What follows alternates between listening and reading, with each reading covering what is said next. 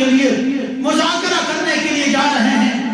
ان کے ہاں ان کا کلچر تہبند ٹخنوں سے نیچے رکھنے کا ہے. ان کے ہاں ان کا کلچر الگ طریقے کا ڈیفرنٹ کلچر ہے. ایسا نہیں ہے، ایسا نہ ہو کہ وہ کہیں آپ کے حلیے کو دیکھ کر، آپ کے انداز کو دیکھ کر مذاکرہ ترک نہ کر دیں. ان کے ساتھ مذاکرہ کے لیے آپ جا رہے ہو، میٹنگز کے لیے جا رہے ہو، وہ ترک نہ کر دیں. حضرت عثمان غنی رضی اللہ تعالی عنہ نے فرمایا، ان کی طرف متوجہ ہو کر رخ پھیر کر فرمانے لگے، رب ذوالجلال کی قسم، میں نے اپنے محبوب صلی اللہ علیہ وسلم کو تہبند اوپر کرتے ہوئے دیکھا ہے. آپ کا تہبند ٹخنوں سے اوپر ہوا کرتا تھا. وہ پہاڑ میں جائے، وہ مذاکرہ کرتے ہیں تو کرے، نہیں کرتے تو نہ کرے. لیکن میں ان کی وجہ سے، ان قبیلوں کی وجہ سے، ان کافروں کی وجہ سے اپنے حبیب صلی اللہ علیہ وسلم کی اتباع اور اطاعت اور سنت نہیں چھوڑتی. سبحان اللہ. کیسا ایک روم کے دربار میں دسترخوان سجا ہوا ہے، دعوت کے موقع پر لوگ کھانا کھانے کے لیے جمع ہوئے.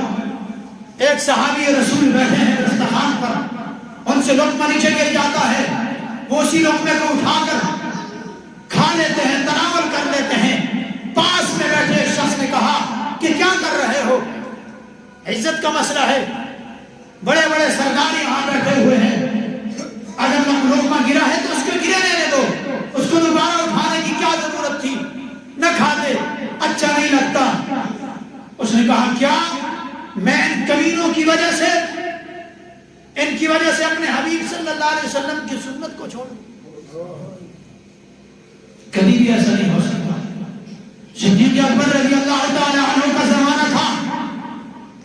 اسامہ، لشکر اسامہ کو حضور پاک صلی اللہ علیہ وسلم نے اپنی حیات میں روانہ کرنا تھا، لشکر اسامہ کو، لیکن آپ علیہ الصلوۃ والسلام کی حیات مبارکہ میں وہ نہ جم سکا. صدیق اکبر رضی اللہ تعالی عنہ کا زمانہ خلافت آپ کی وفات کے بعد آیا. حضرت صدیق اکبر نے سب سے پہلے لشکر اسامہ کو روانہ کیا. لوگوں نے، صحابہ اکرام نے مشورہ دیا کہ حضرت فتنوں نے سر اٹھا لیا ہے، فسادات نمودار ہو گئے ہیں، منافقین نے حرکتیں شروع کر لی ہے، مختلف قسم کے فرقے، مختلف قسم کے فتنے اٹھ چکے ہیں. اب اس وقت آپ لشکر کو مؤخر کر دیں، ان فتنوں سے نمٹنے کا موقع ہے، ان فتنوں کو سنبھالنے کا موقع ہے. آپ لشکر اسامہ کو روانہ کرنے میں تاخیر کر دیں، آپ اس لشکر کو روانہ نہ کریں، مؤخر کر دیں. صدیق اکبر رضی اللہ تعالی عنہ نے فرمایا کہ میں نے اپنے حبیب کو دیکھا، آپ علیہ الصلوۃ والسلام نے اپنی زندگی میں ارادہ کیا تھا، آپ علیہ الصلوۃ والسلام نے لشکر اسامہ کو روانہ کرنے کا حکم دیا تھا. آپ کا وصال ہو چکا ہے، اب اگر کوئی جاتا ہے تو جائے، نہیں جاتا تو نہ جائے. ایک شخص پہ نہ جائے. ابو بکر حضور صلی اللہ علیہ وسلم کے جاری کردہ کام کو، لشکر اسامہ کو روانہ کرنے میں کبھی بھی تاخیر نہیں کرے گا. ابو بکر کی جان جاتی ہے تو جائے، ٹکڑے ٹکڑے ہو جائیں گے. حضور پاک صلی اللہ علیہ وسلم کا کیا ہوا حکم، حضور کا لگایا ہوا حکم، حضور کا کیا ہوا کام کبھی بھی مؤخر نہیں کر سکتا. یہ تھی عشاق محمد کی داستان کہ جو آج ہم زبانی اور کلامی دعوے کر رہے ہیں کہ جی ہمیں حضور سے محبت ہے. سارے کے سارے سال بغیرتیاں کرتے ہیں، سارے کے سارے سال حرام خوریاں کرتے ہیں، کبھی بھی ہم نے نمازیں نہیں پڑھی.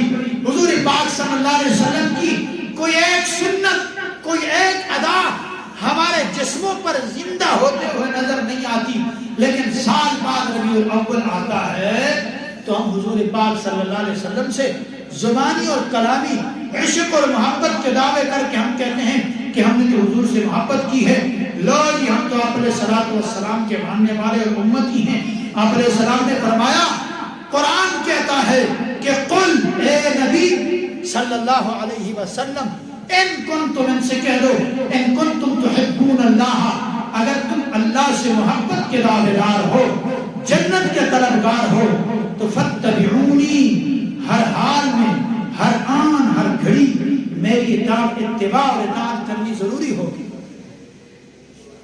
رسول کی اتباع اور اطاعت کے بغیر آپ علیہ السلام سے محض محبت کے دعوے کرنے یہ خالی دعوے ہیں، ان سے کچھ بھی ملنے والا نہیں۔